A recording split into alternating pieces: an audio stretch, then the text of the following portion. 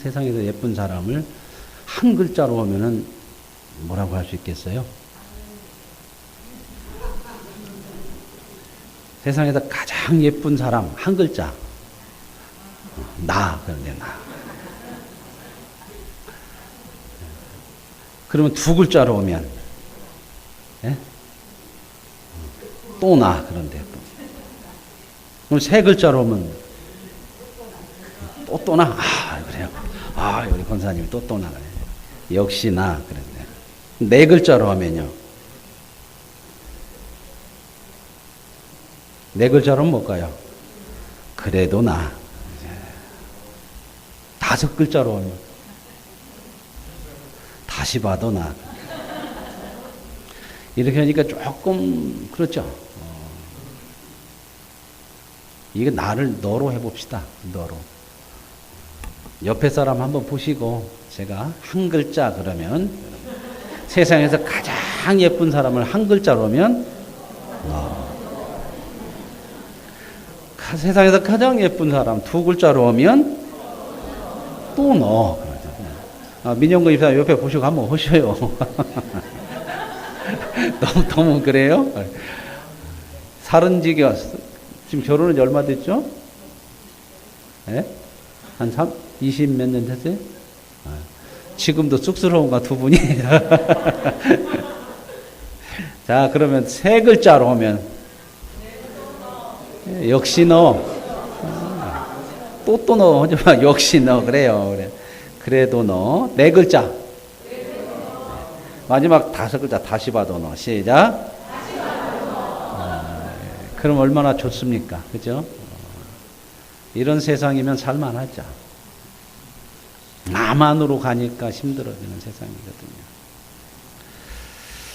자, 우리는요, 자녀들을 보면서 참 많은 것들이 내 모습이 그 자녀 속에 있는 것을 참 가끔 문득 느껴요.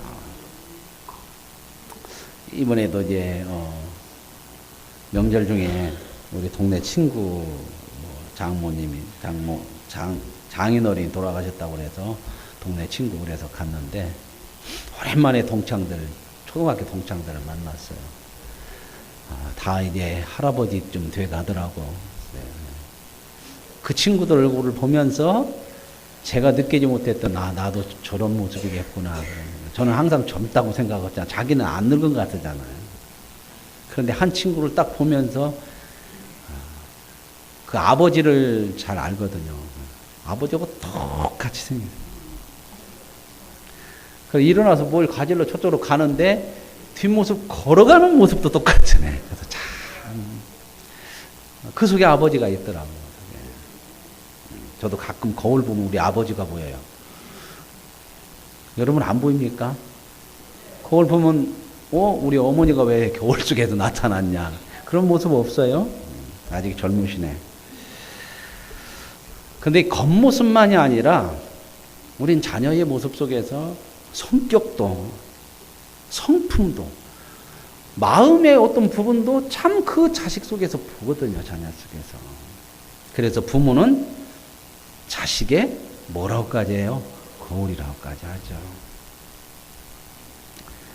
하나님은요, 절대적인 신이기 때문에 형상이 없어요. 즉 말하자면 볼 수가 없다는 겁니다. 어느 것에도 제한되지 않기 때문에 보이지 않는 거죠. 보인다고 하는 것은 제한을 받고 있다는 거예요.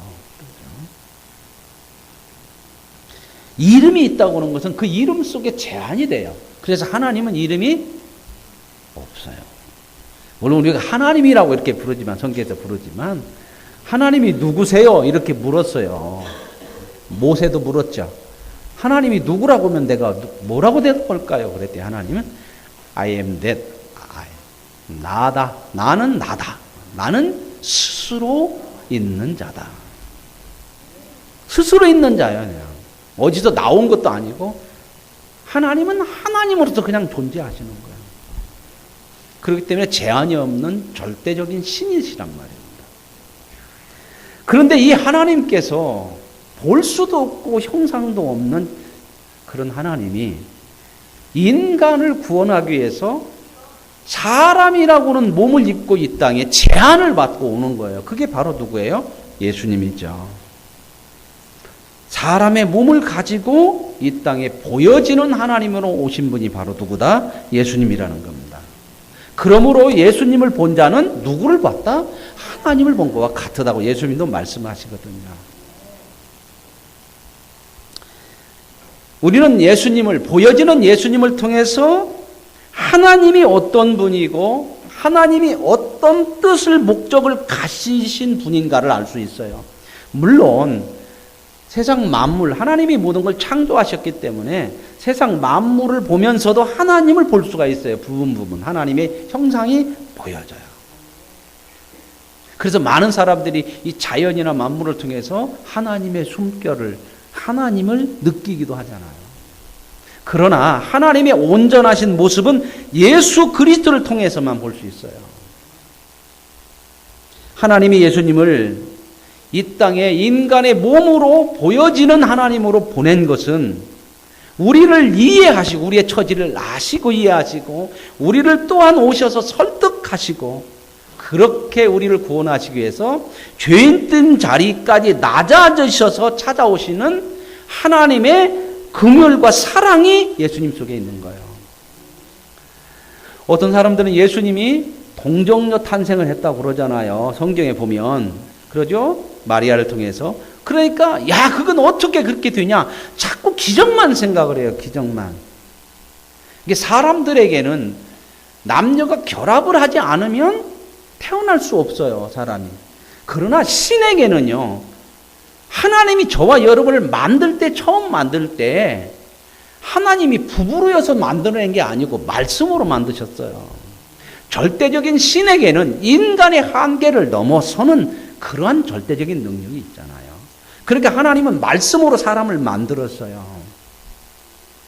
그렇기 때문에 하나님 앞에서 예수님이 처녀의 몸으로 태어나게 하는 것은 하나님이 보실 때는 기적도 아니에요.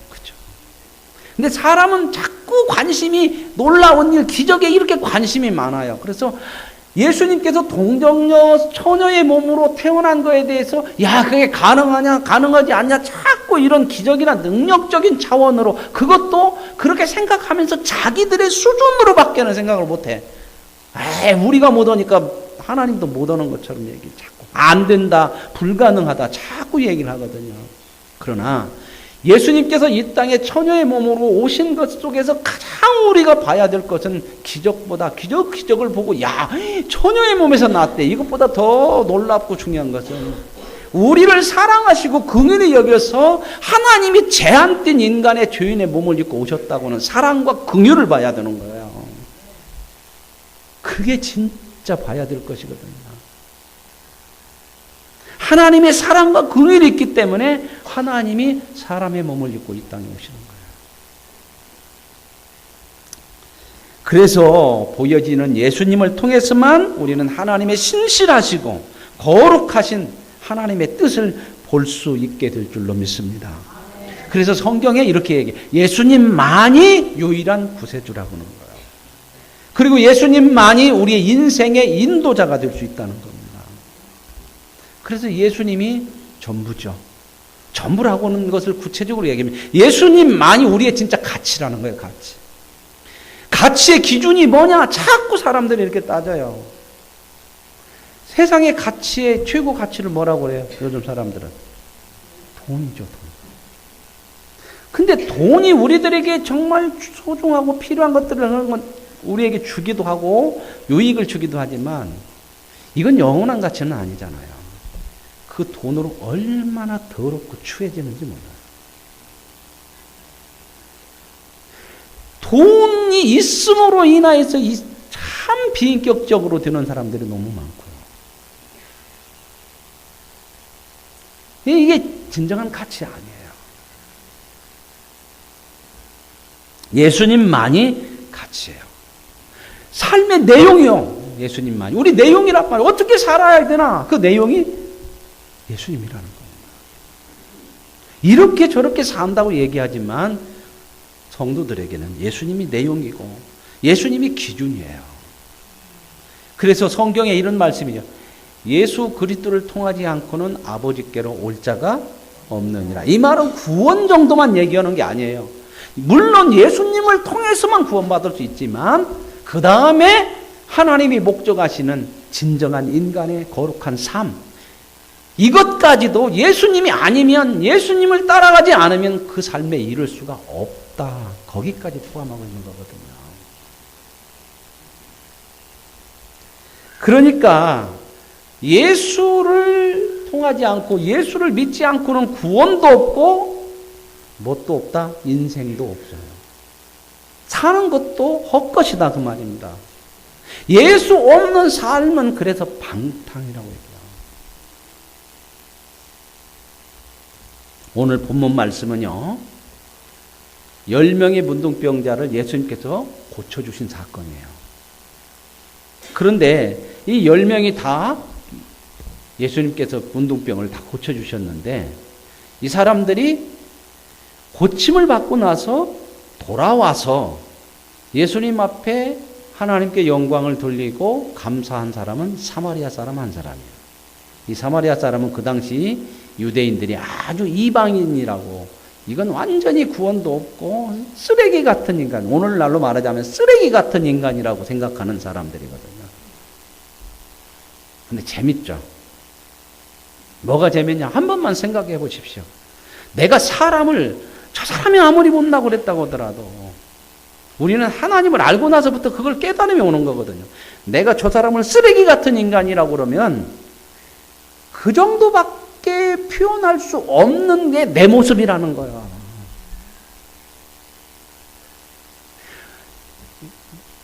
불교에서 꽃이라고 하는 꽃이 뭔 꽃이죠?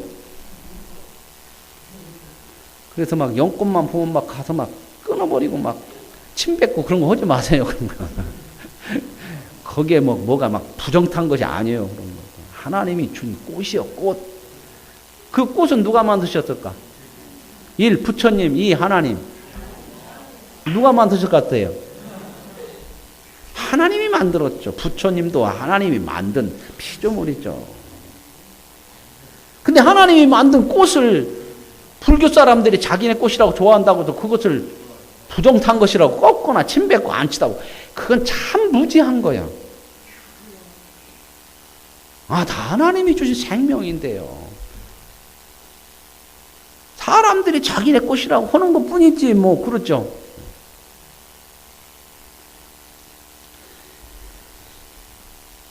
이 연꽃이 피는 걸 보면요, 어디다 뿌리를 두냐면 그 진흙, 썩은 진흙 속에 뿌리를 두지만 아름다운 꽃을 피워내고 그 진흙을 정화시켜요.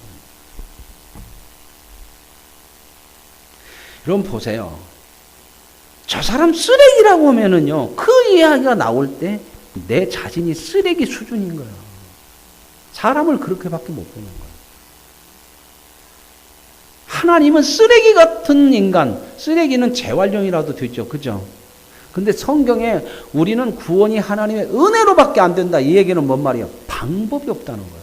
재활용도 안 돼. 사람 못 돼버리면은 어디다 쓸 데가 없죠. 재활용도 안 되잖아요. 그죠? 자, 고치기도 힘들고. 그런 데서 하나님은 어떻게 해요? 우리를 쓰레기라고 버리지 않았어요. 그 쓰레기 같지도 못한 방법이 없는 인간을 하나님은 자기의 생명을 주고 이렇게 아름답게 희생시키시고 회복시키시고 구원하신 줄로 믿습니다. 그 구원의 십자가를 지신 분이 예수님이잖아요. 예수를 알지 못하면 인생을 몰라요. 하나님 없이면 인생을 모르는 겁니다. 제가 거듭해서 말씀을 드리지만 목사기 때문에 그런 게 아니고요. 신앙생활 교회 정도 다니는 게 아니에요. 인생을 어떻게 사느냐, 한 번뿐인 인생을 살 수 있고 제대로 알 수 있는 건 하나님이 아니고는 알 수가 없어요. 왜? 사람에게서는 인생의 바른 길이 안 나와요. 왜? 다 죄인이니까. 죄에서는 죄밖에 안 나와요. 진리라고 하는 거, 사람들이 진리를 뭐라고 하냐면 어떤 개념이고 어떤 오랫동안 사람들이 다 공감할 수 있는 어떤 것들을 진리라고 그래요. 근데 그것 가지고도 참 많이 다투기도 하고 변질이 되기도 해요. 진리라고 하는 것은요, 하나님이 정하시는 것이 진리인 거예요. 왜요? 진리이신 하나님만이 진리예요. 진리가 아닌 것이 어떻게 진리를 알아낼 수가 있고 진리를 내놓을 수가 있겠습니까? 사람에게서는 진리가 안 나오는 겁니다. 하나님이 정하시는 것이 진리예요. 그러니까 하나님이 정하신 것을 가장 잘 보여지는 하나님인 예수님인 거거든요. 그래서 우리는 인생을 구원받는 것도 예수님을 통해서 구원받지만 구원받고 나서 살아가는 삶을 어떻게 사느냐? 예수님을 보고 사는 거예요. 예수님을.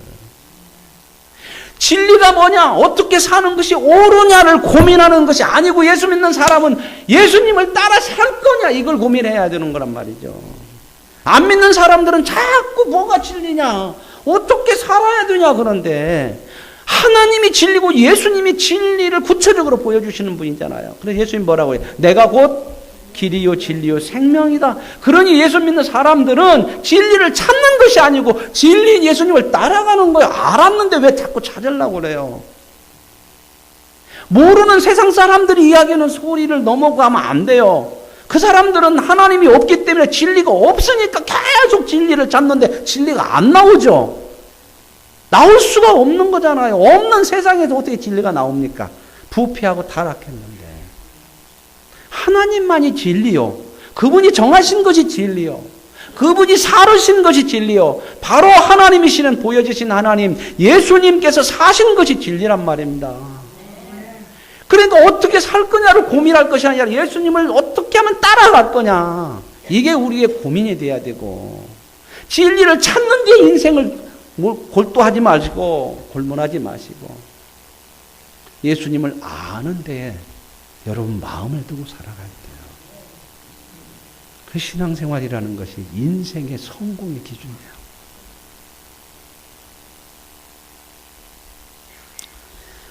오늘 그 10명의 그 병고침을 받은 문둥병자가 돌아와서 뭐라고 했냐면 여기 본문을 이렇게 보면 이렇게 나와요. 본문에 15절 한번 다시 확인 한번 해보죠. 돌아와서 뭐라고 하는가를 보십시다.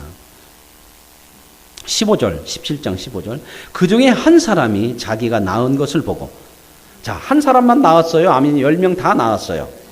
10명 다 낳았어요. 문둥병은 다 치료받았어요. 근데 한 사람은 자기가 낳은 것을 보고 큰 소리로 하나님께 영광을 돌리며, 자, 소리를 내서 하나님께 영광을 돌렸다는 거죠. 그 말은 뭔 말이에요? 자기를 치유한 분이 누구라고 인정을 하는 거예요, 지금? 하나님이 하셨네! 하나님께서 하셨네! 이걸 인정을 하는 게 이게 영광을 돌린 거잖아요. 하나님을 인정하는 거잖아요. 그죠? 그런데 하나님이 지금 직접 하시는 것이 아니고 누구에게 돌아왔어요? 예수님 앞에. 그러니까 예수님이 자기들을 낫게 하셨지만 그 일은 예수님을 통해서 누가 하셨다는 것을 아는 거예요. 하나님이. 그래서 하나님 앞에 영광을 돌리고 그 일을 하신 예수님께 나와서 감사를 했다는 거예요. 자, 여기서 중요한 문제가 있어요. 중요한 문제. 뭐가 중요한 문제냐? 이 사람은 어떻게 하나님께서 하신 것을 아냐? 10명인데 9명은 전혀 하나님 앞에 영광도 안 돌리고 그 일을 하신 예수님 앞에 감사도 안 해요. 낳은 것이 전부에 낳은 것이. 근데 이 사람은 돌아와서 자기 낳은 것보다 하나님 앞에 영광을 돌리고 그분을 낫게 한 예수님 앞에 감사를 해요. 그러니까 예수님이 뭐라고 그래요? 너에게는, 이 사람에게는 뭐가 임했다? 구원이 임했다는 거예요. 자, 보세요. 전체적으로 생각을 해야 돼요. 아, 이 사람이 자기 낳은 것을 보고 하나님, 예수님, 하나님 앞에 영광을 두고 예수님 앞에 감사를 했기 때문에 구원이 되었을까? 성경을 단편적으로 보면 안 돼요. 모순이되면 안 돼요. 그런 식으로, 야, 저 사람만 감사하고 저 사람만 하나님 앞에 영광을 돌렸기 때문에 예수님께서 저 사람 한 사람만 구원받았다고 구원을 주신 거구나. 그렇게 가버리면 전체적인 성경의 내용하고 안 맞아요. 그러면 은혜가 아니죠. 자기의 행위잖아. 내가 한 영광과 내가 돌린 영광과 내가 한 감사 때문에 그것을 조건으로 구원을 받았다면 이건 은혜가 아니고 행위죠. 보상이잖아요. 그렇게 가면은 성경이 안 맞아요. 예수님께서 구원을 선포한 것은 뭐예요? 네가 지금 그렇게 하나님 앞에 영광을 돌리고 그 일을 보여지는 하나님인 예수님 앞에 나가서 감사할 수 있는 것은 너에게 구원이 임했기 때문에 하나님의 믿음의 은혜가 임해서 네가 온 것이라고 하는 것을 선포해 주는 거예요. 그러면서 중요한 내용은 하나님 앞에 영광을 돌리는 사람이 이 이방인 한 사람밖에 없더냐 하는 거예요. 여기서 중요한 게 뭐예요? 병 낫는 것보다 더 중요한 게 하나님이 하신 것을 인정할 수 있는 믿음이 있어야 된다는 거죠. 병을 나았어요. 10명이 다. 그런데 보세요. 한 명만 하나님 앞에 영광을 돌리고 감사했죠. 그러니까 하나님께서 이놈들 싸가지 없이 내가 해줬는데 9명 취소. 한 명은 병도 낫고 구원도 받고 그렇게 했어요? 하나님 그런 하나님 아니에요.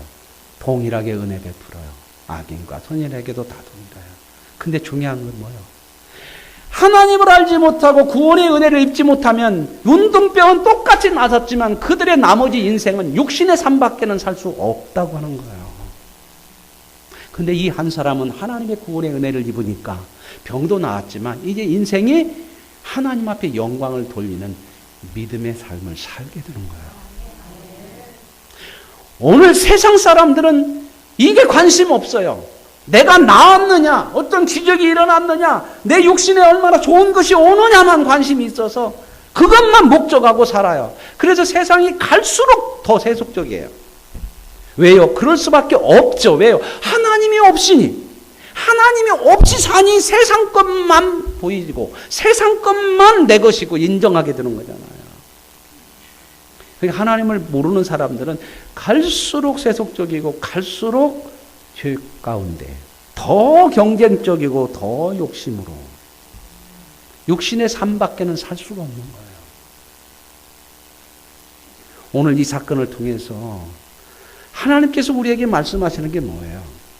우리가 살아가는 믿음의 삶이 얼마나 소중한 것인지, 세상 사람들처럼 하나님이 없는 사람들처럼 병 나은 것만을 위해서 살지 말고 그 병을 치유하신 분이 하나님이고 너의 인생을 주관하신 분이 하나님이시라고는 하나님을 인정하고 예수 그리스도가 그 보여지는 하나님이기 때문에 그분을 따라 사는 것이 인생의 목적이 되어져서 살아가는 믿음의 삶을 살라고 하는 겁니다. 우리가 구원받았음에도 이방인처럼 하나님을 모르는 사람처럼 그렇게 살면 되겠습니까? 오늘 저와 여러분, 하나님께서 예수 그리스도를 통하여서 진정한 삶이 무엇이고 인간이 무엇이고 진리가 무엇인가를 보여주신 거거든요. 그러므로 저와 여러분이 예수 믿고 사는 삶이라고 하는 것은 이제는 다른 게 없어요. 예수님이 어떻게 살으셨나? 진리는 여기에 있습니다. 고민할 것이 없어요. 진리에 대해서. 아무리 고민해도 진리는 안 나와요. 사람에게서는. 그 논리적으로 맞잖아요. 과학적으로 한다면 맞을 거 아니에요. 진리가 없는 데서 어떻게 진리가 나옵니까? 왜 저와 여러분이 하나님이 이렇게 창조를 해서 생명이 우리에게 온지 아세요? 하나님이 생명의 근원이에요. 하나님이 생명 자체이기 때문에 생명을 내는 거예요. 그러니 하나님 아닌 것에서는 생명이 없어요. 세상 것에 물이 덜 들수록 좋은 겁니다. 하나님 안에서 거룩함을 지켜가라는 게 세상의 물을 덜 먹으라는 거예요. 안 먹을 수는 없죠. 그죠?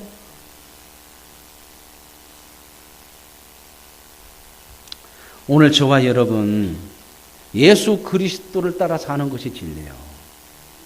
그분이 어떻게 사셨는가 보시고 어떻게 하셨는가 생각하시고, 예, 이런 생각을 늘 우리 속에 가지면 좋아요. 무슨 일을 할 때마다 예수님이라면 어떻게 말하실까?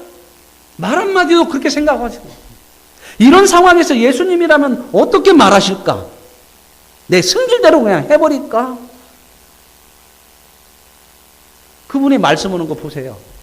성질대로 정도가 아니죠. 자기를 십자가에 못 박아놓고 조롱해. 네가 하나님의 구원자냐? 네가 메시아냐? 내려와봐. 그러면 믿을게.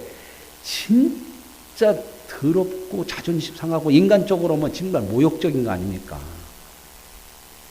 더군다나 잘못해갖고 그렇게 해도 모욕적이잖아. 막. 잘못했던데도 그렇게 하면 비인격적이잖아요. 그죠?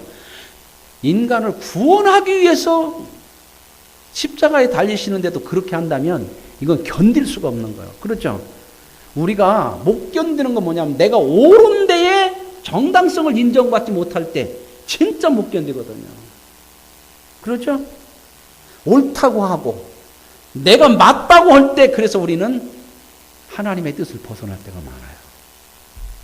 용서도 안 되고요. 포용도 안 돼. 억울하고 분통이 터지고. 근데 예수님 보세요. 그런 사람들을 향해서 뭐라고 하시는지. 아버지요, 저들이 하는 것을 모르잖아요. 용서해 주세요. 우리도 세상을 보면서 세상 사람들과 이렇게 겪으며 살잖아요. 그래서 예수님께서 하나님 우리에게 말씀하시는 뭔 말이? 당하고 살아라. 세상 사람들의 져라. 희생해 줘라. 왜요? 저들은 몰라요. 진리가 뭐고 어떻게 사는 것이 인생의 진정한 삶이고 바른 것이고 아름다운 것입니다. 그러니 아는 너희들이, 가진 너희들이 져줘라. 커야 져주는 거 아닙니까? 커야 받아주는 거 아니에요? 가졌어야 싸매주는 거, 가졌어야 좀 나눠주는 거잖아요. 우리는 가진 자잖아요. 육신의 삶만이 아니라 영원한 것들을 가지고 사는, 진짜 진리를 따라 사는 사람들 우리잖아요. 그래서 그렇게 말씀하는 거지 손해나라고 그런 얘기가 아니에요. 그런데 그렇게 삶은 것으로 인하여서 많은 사람들이 우리의 그런 삶을 보면서 하나님을 거기서 본다는 거예요. 이게 우리가 정말 영광스러운 삶을 사는 거예요. 우리가 예수님 말씀대로 예수님이 어떻게 하셨나 그대로 살면요, 그 속에서 하나님이 보여져요. 하나님이 사람들에게 최고의 영광이죠. 여러분, 이 하나님의 은혜를 알고 예수 그리스도를 따라 사는 것이 정말 진리고 복이라고 하는 거, 이걸 알면요, 하나님이 하시는 말씀이나 명령이나 권면이나 이런 것들이 짐이 아니라 하나님이 영광의 자리요 복된 자리로 부르시는 초청이라고 하는 것을 알게 된다는 겁니다. 그 복된 자리로 초청받은 것을 재수없네 그러는 사람 없어요. 감격이죠. 나 같은 사람을 하나님의 쪽으로 부르신다는 거예요. 그래서 성도가 무엇인가, 내가 병 나은 정도만 아니라 하나님 앞에 영광을 돌릴 수 있다고 하는 삶이 무엇인가를 알면 감사와 찬양이 많아져요. 신앙생활이 기쁨이 있다는 겁니다. 항상 웃는다는 게 아니요. 봉사를 남보다 더 하려면 육신적으로는 힘들지만 속에서 나오는 기쁨이 있어요. 우리 권사님이 새벽에 이렇게 저기 신동에서 걸어오세요. 신동에서. 1시간 정도 처음에는 걸려요. 지금은 이제 막 왔다 갔다 하시니까 50분, 40분 된 거예요. 근데 끝나고는 제가 이제 그래서 모셔다 드리는데, 비 올 때도 오셔. 아들한테 우비를 사달라고 그래요. 그래서 좀 그럴 때는 쉬기도 하고 힘들으면 쉬세요. 제가 이제 그런 얘기를 하는데, 기쁨이 있어서 그래요.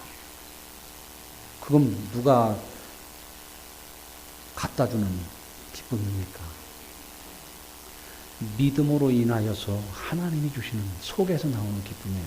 그건 못 말리는 거예요. 자식들이 막 핀잔 주고 그런 것들이 있죠. 그러다가 뭔 일 당하면 어쩌냐. 새벽에 위험하다. 출 때는 가지 마시라. 그건 자식들이 부모를 사랑하는 당연한 마음일 수 있죠. 그죠? 그런데도 내가 가진 이 기쁨을 누가 아냐? 여러분, 신앙은 그 기쁨으로 하는 거잖아요. 저와 여러분이 기쁨이 있어요. 그렇죠?